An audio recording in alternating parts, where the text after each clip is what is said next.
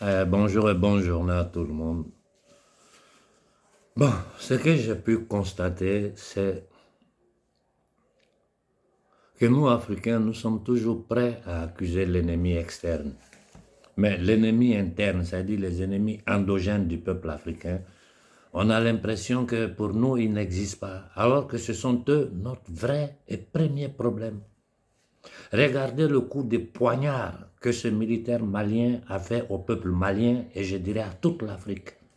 Oser écrire un livre où il accuse, piloté toujours par les services occidentaux, dans le cas précis par la France, où il accuse le gouvernement malien de crimes contre l'humanité. Et nous, le gouvernement malien est allé au Conseil de sécurité des Nations Unies, que moi j'appelle le Conseil de sécurité des Nations soumis aux marchands de la monnaie, de la dette et de la mort, parce que ce sont eux qui pilotent là-bas, ce sont eux qui l'ont créé, ce sont eux qui gouvernent. Les politiciens ne sont que des exécutants, des mercenaires. Nous demandons un débat au Conseil de sécurité des Nations Unies. Depuis combien de temps? La France met son droit de veto et le débat ne peut pas avoir lieu. De quelles Nations Unies nous parlons?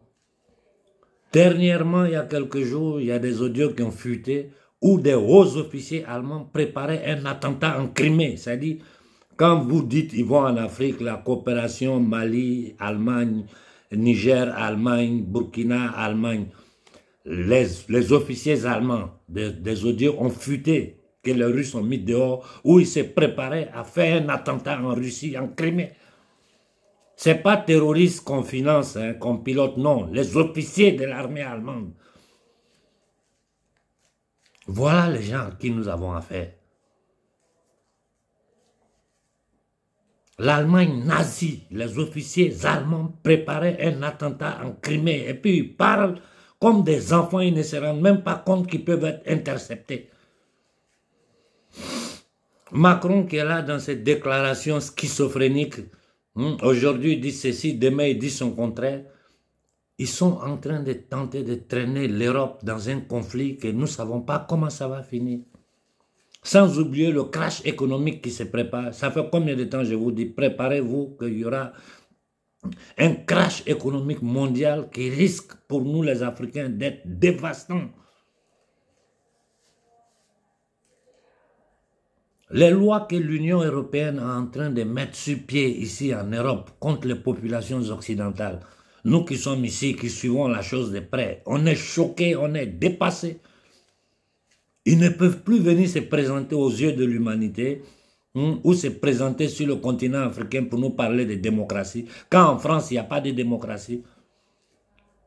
Tous les Français conscients savent qui gouverne réellement la France. Ils ont vidé tous les États-nations de leur pouvoir, ils l'ont remis à une commission européenne, une commission de nominés que personne n'a voté, qui décide si la vie des Occidentaux en les maltraitant aujourd'hui. Ici en Occident, celui qui ouvre la bouche, sur le champ, la police, le régent fort arrive.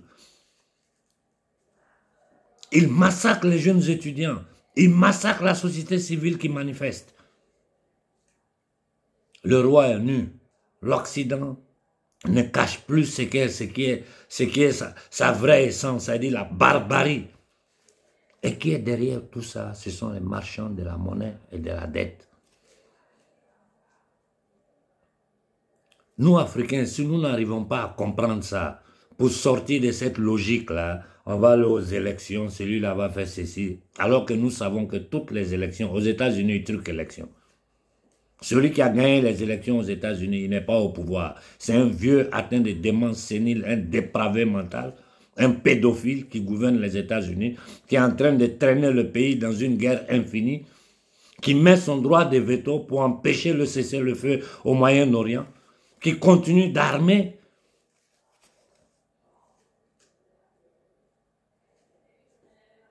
Nous devons lire le monde dans sa réalité. C'est la seule façon pour nous de nous en sortir.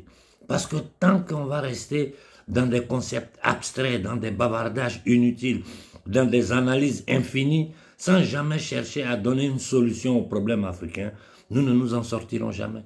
Parce que nous avons affaire à des bandits internationaux. Des gens comme Sarkozy. Vous pensez que ces gens-là peuvent être considérés comme des chefs d'État? Ce ne sont que des mercenaires. Ce mec a vendu plus de 600 tonnes de l'or de la France aux États-Unis. Ce sont eux qui ont assassiné Kadhafi. Ce sont eux qui ont assassiné Sankara. Ce sont eux qui ont assassiné, c'est-à-dire les politiciens européens au service des marchands de la mort, de la dette et de la monnaie.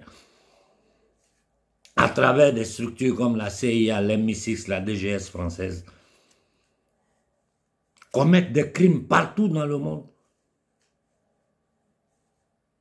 Et ces mêmes retournent se présenter au peuple du monde, je ne dis pas seulement nous les Africains, au peuple du monde, au nom des droits de l'homme, au nom de la démocratie, et nous sommes là, nous les regardons.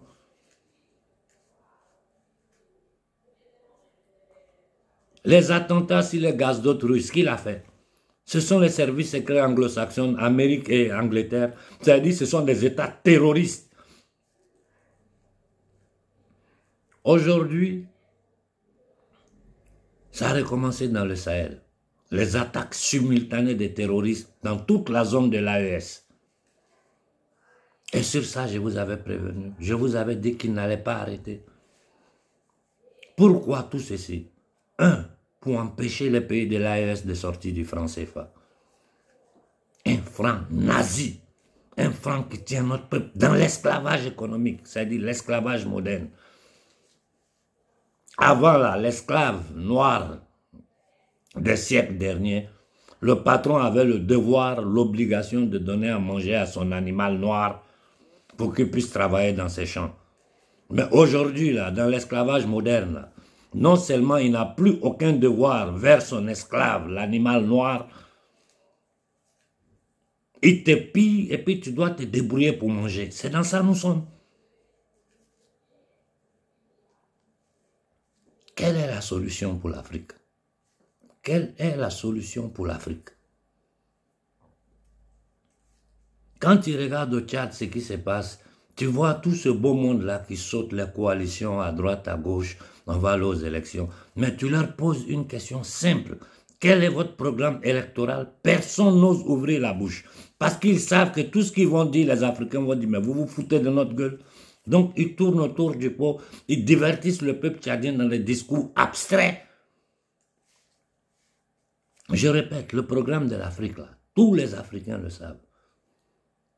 L'autodétermination du peuple africain. Ce que les globalistes ne veulent pas. Ils ne veulent pas l'autodétermination d'aucun peuple.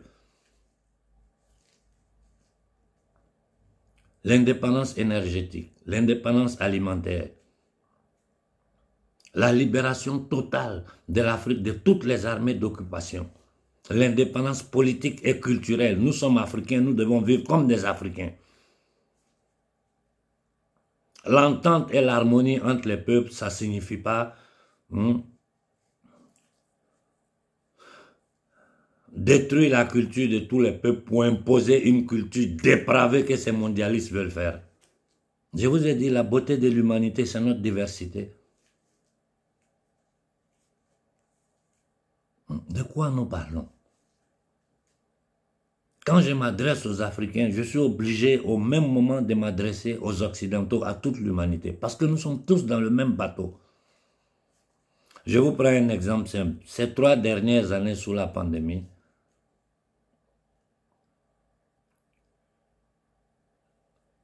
la richesse mondiale créée, ces 3 dernières années, la richesse mondiale créée, c'est-à-dire le travail de toute l'humanité, la richesse que ça a créée, plus de 60% sont allés à 1% de la population. C'est-à-dire plus de 60% de la richesse mondiale créée pendant ces dernières années sont partis à 1% de la population mondiale. C'est-à-dire nous sommes 8 milliards. 8 milliards d'êtres humains qui travaillent et plus de la moitié, plus de 60% sont allés à 1% de la population mondiale. Qui sont ces 1%-là? Et nous savons que dans le monde, plus de 800 millions d'êtres humains vivent n'arrivent pas à manger chaque jour, vivent dans la faim, dans la misère. Plus de 800 millions d'êtres humains n'ont pas à manger. Et cependant, les gouvernements occidentaux parlent de réarmer l'Occident. Essayez de faire un peu de calcul dans votre tête.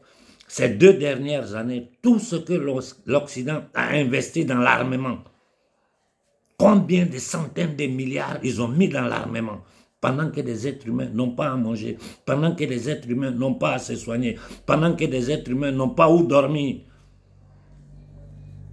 À commencer par les États-Unis, où il y a plus de 80 millions de gens pauvres, plus de 20 millions qui sont sans domicile. Et l'État américain continue d'investir dans l'armement. Ce sont des petites choses qui doivent nous donner à réfléchir. On n'a pas besoin d'être Einstein ou je ne sais quel intellectuel qui sort de quelles grandes écoles pour comprendre des choses aussi basilaires. En ce moment où je vous parle, les Anglais et les Américains sont au combat au front en Ukraine, en train de combattre parce qu'il faut qu'ils détruisent la Russie à tout prix.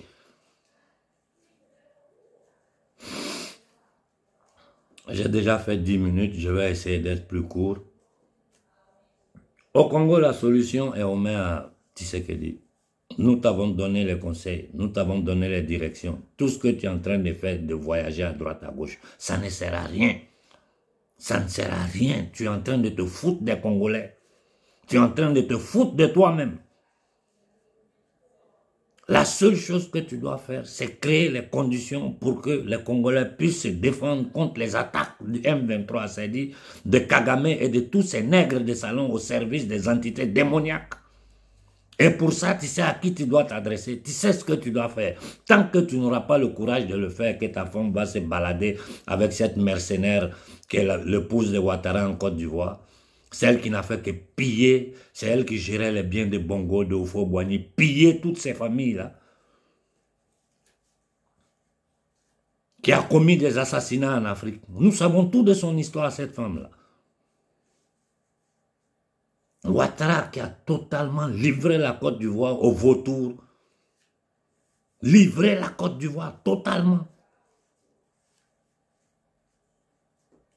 Je vous ai dit la dernière fois, calculez sur la dette publique ivoirienne ce que chaque Ivoirien qui naîtra doit. Et ce sont des dettes que nous ne pourrons jamais payer. Ça signifie que nous allons toujours rester en esclavage. Sankara l'avait dit, ne le payons pas. Et maintenant, nous devons commencer à dire que nous ne pouvons pas payer ces dettes, nous ne les payons pas. Au contraire, les marchands de la monnaie, de la mort, nous doivent à nous. Pour tous les crimes qu'ils ont commis en Afrique, pour tous les crimes qu'ils sont en train de commettre, ce qui est en train de se passer dans le Sahara en ce moment, personne n'est informé en Europe. Attaques simultanées au Burkina, au Niger, au Mali, personne n'est informé. Aucun téléjournal n'en parle.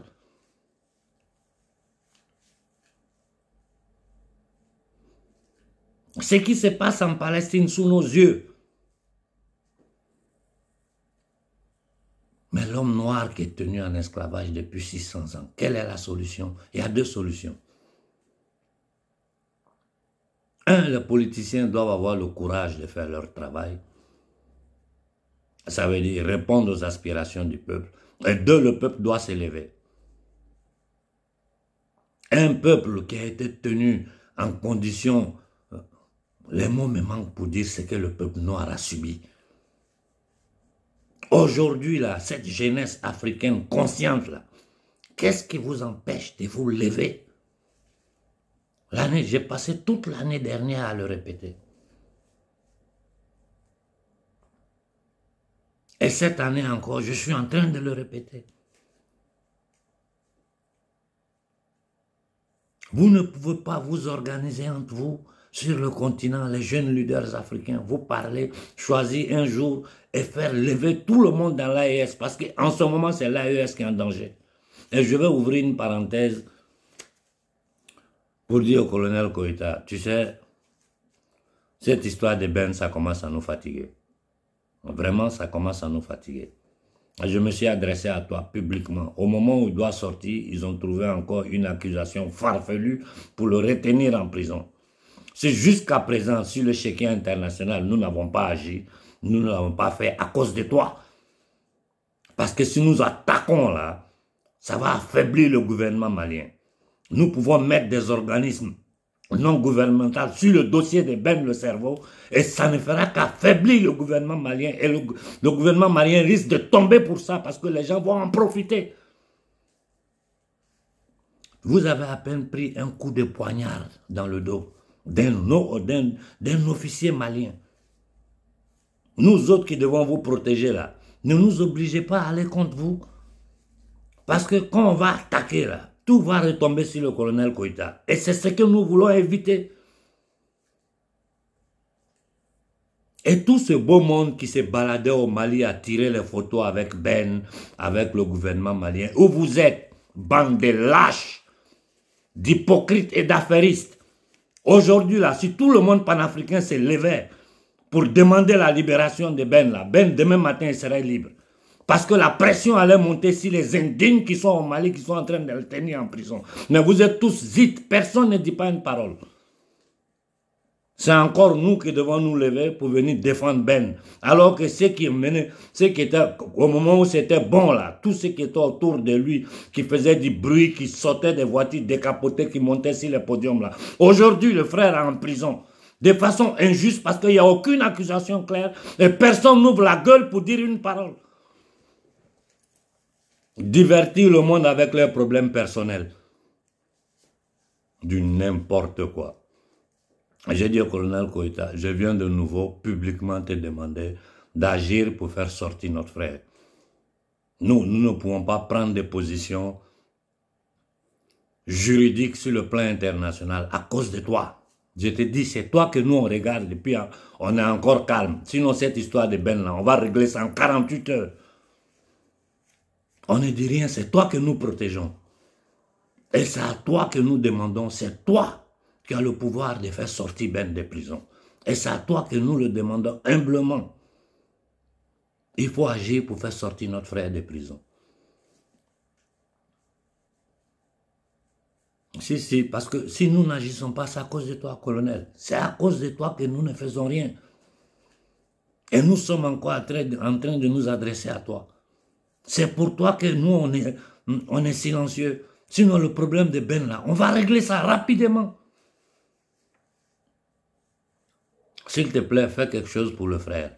Et j'ai dit à tous les lâches qui étaient en train de sauter autour de Ben, jusqu'à présent, une seule déclaration de votre bouche n'est pas sortie. Vous n'avez pas honte. Lâche, affairiste. Moi, je n'ai jamais eu de contact direct avec Ben. J'ai parlé avec Ben à travers d'autres personnes, mais personnellement, je n'ai jamais eu de contact avec lui.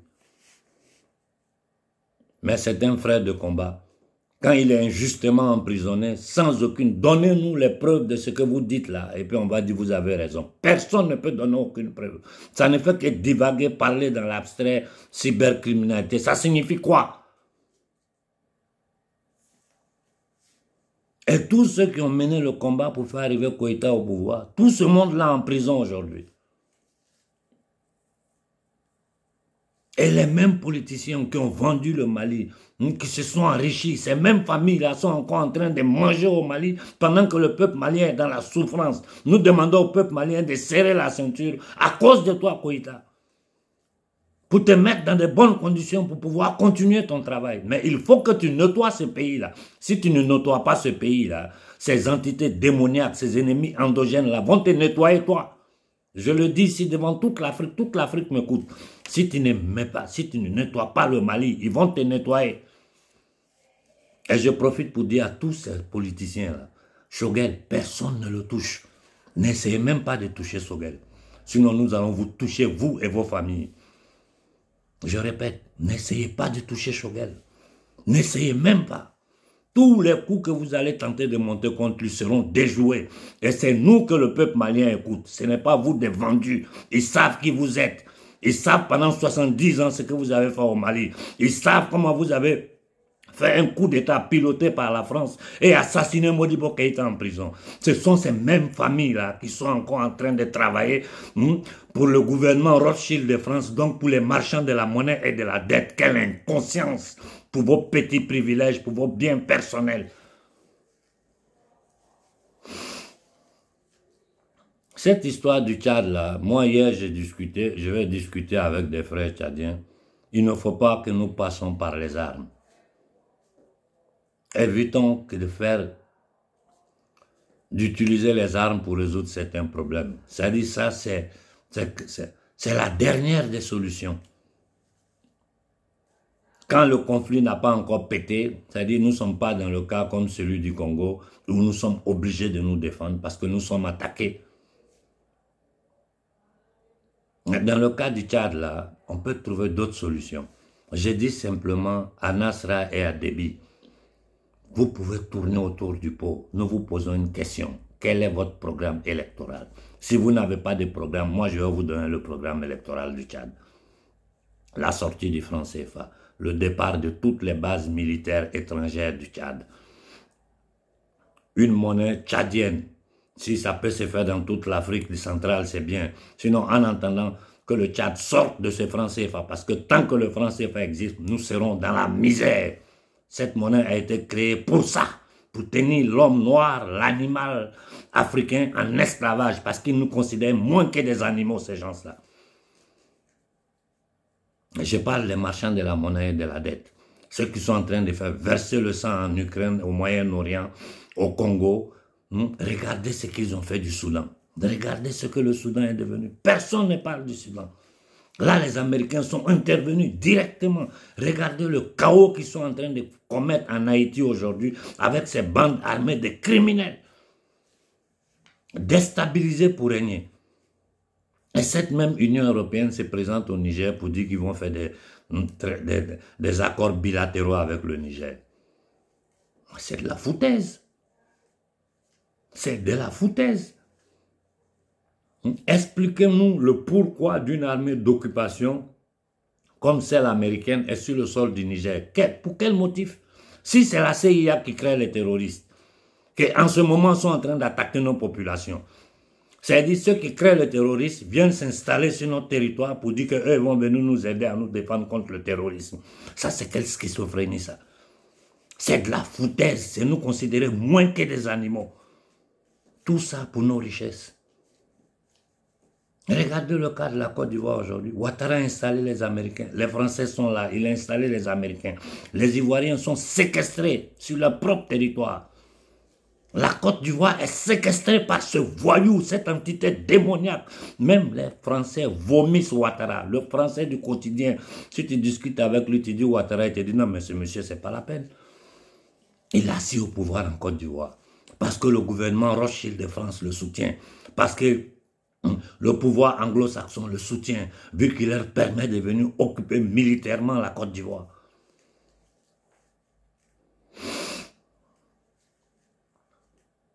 Il y a une solution qui nous reste.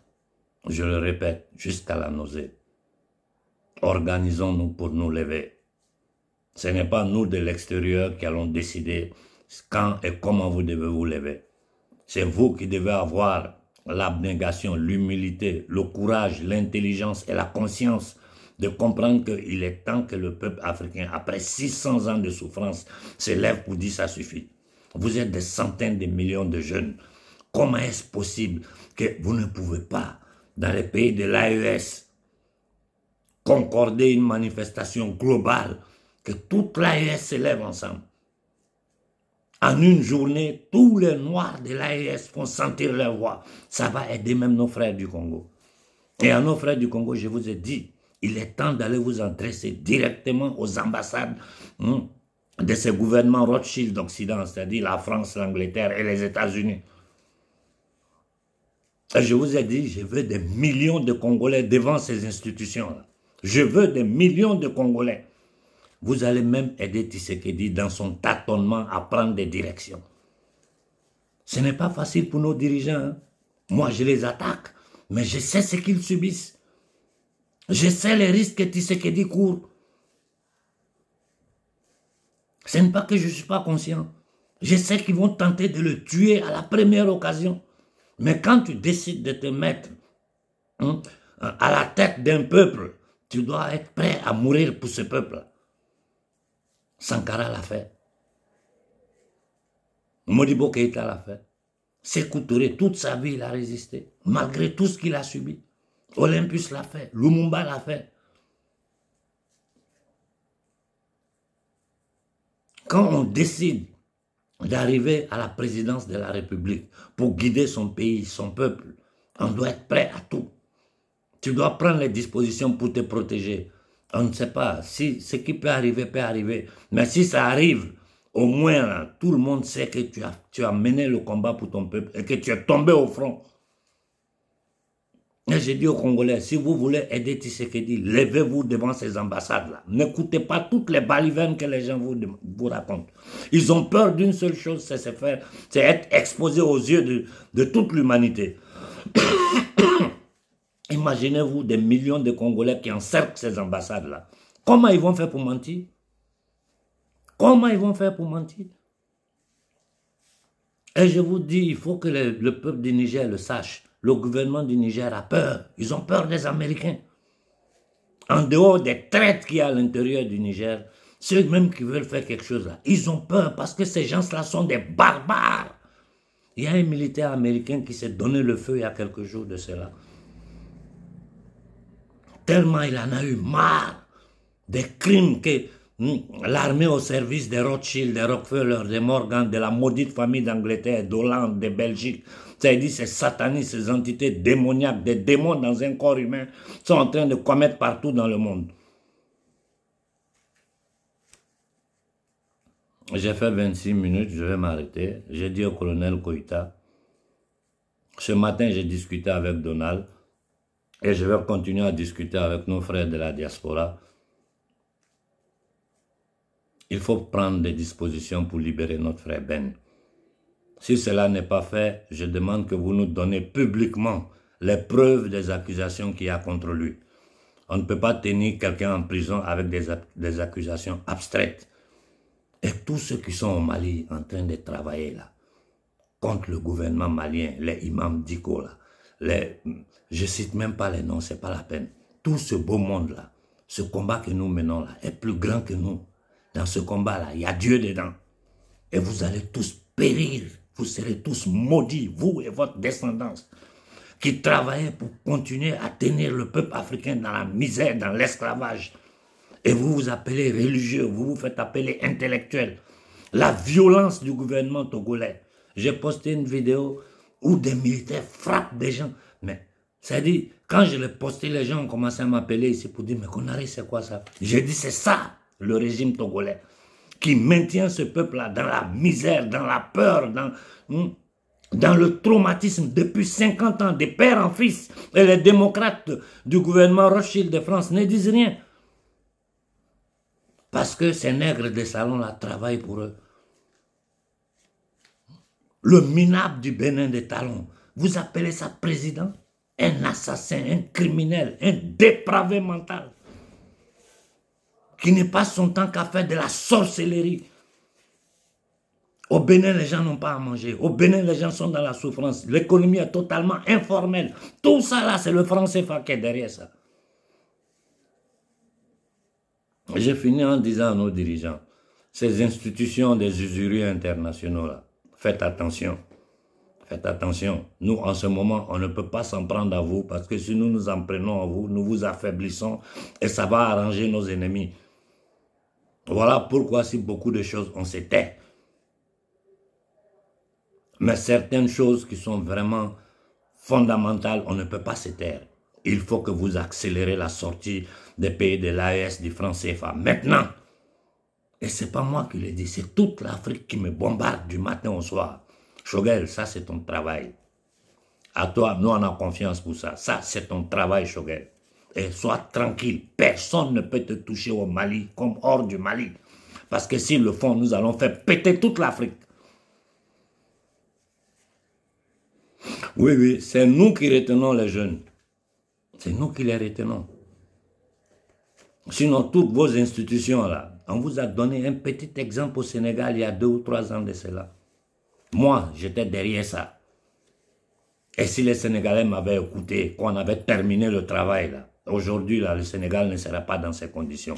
Toujours des imams, des hommes politiques, des soi-disant intellectuels ont permis que Macky reste au pouvoir. Voilà les résultats aujourd'hui.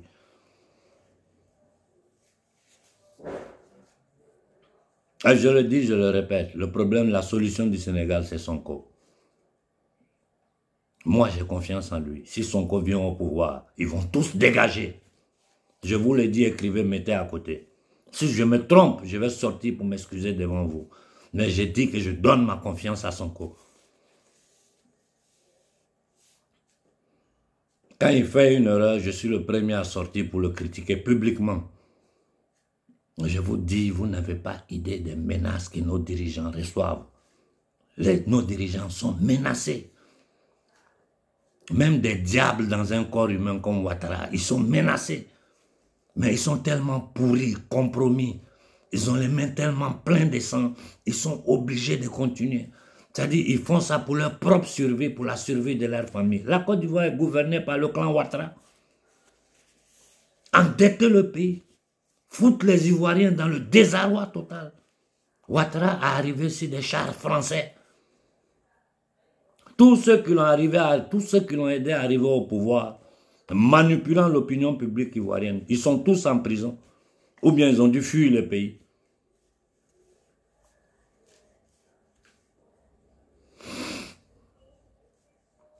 Au Gabon, ce n'est pas la peine. Ils nous ont fait le jeu des 3 cartes et ils ont placé un autre nègre de salon qui est là, un voleur, un escroc.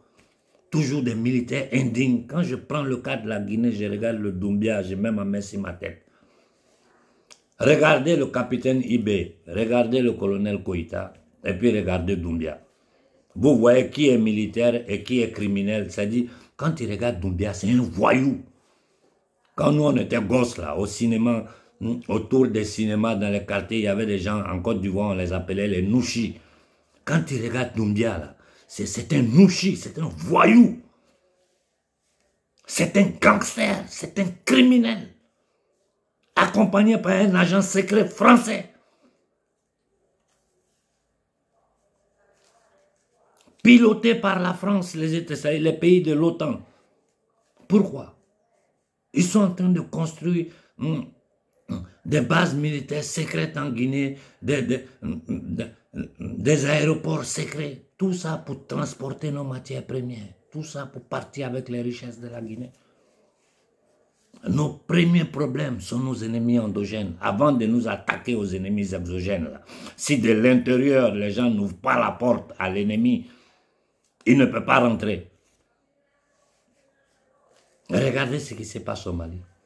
Regardez ce qui se passe au Mali. Le Mali risque d'être le danger pour toute l'Afrique de l'Ouest. Pour toute l'AES, si Koïta ne fait pas le nettoyage. Je vais m'arrêter là, j'ai fait plus de 30 minutes. Il faut que nous nous préparons à nous lever tous dans l'AES. Il faut que nous nous levons tous. Et Koïta, je te le dis, au nom de toute la diaspora africaine, au nom de tous les leaders dignes du panafricanisme, il faut agir pour faire libérer Ben. Nous ne disons rien, nous ne pouvons pas monter au créneau. À cause de toi, c'est à cause de toi qu'on laisse tomber. Parce que si on monte au créneau, c'est toi les gens vont attaquer. Je m'arrête là pour aujourd'hui. Réfléchissez sur les paroles que je vous ai dites. Et il faut que nous nous organisons dans l'AES pour nous lever. Au Congo, il faut que vous vous préparez à prendre ces ambassades-là pacifiquement. Je veux voir des centaines de milliers de Congolais devant. Ils ne pourront pas le censurer. Les attaques aujourd'hui dans l'AES, ici en Occident, personne n'est au courant. Il n'y a que nous, de la diaspora, qui le savons parce que nous sommes connectés sur l'Afrique. Si ça, ce n'est pas un complot, comment vous appelez ça? Faisons une profonde réflexion. Et il est temps, le plus rapidement possible, que nous arrivons à nous organiser pour nous lever dans toute l'AES. Et surtout au Congo, il est temps que le peuple se lève. Si vous vous levez là, Tshisekedi aura le courage de faire encore un pas en avant. Si vous restez assis, il va continuer dans ses bidons voyages. C'est-à-dire, tu vas discuter avec les responsables de la souffrance de ton peuple. Tu vas négocier avec les criminels. Au lieu de prendre des directions qui vont permettre au Congo de sortir de cette situation. Anas Rae Déby, je vous dis, dites-nous votre programme électoral. L'Afrique veut comprendre ça. Si vous n'êtes pas capable de le dire là, C'est-à-dire, vous vous foutez. C'est-à-dire, vous devenez ridicule aux yeux du peuple africain. Dites-nous quel est votre programme. Nous, notre programme, nous, Africains, on connaît.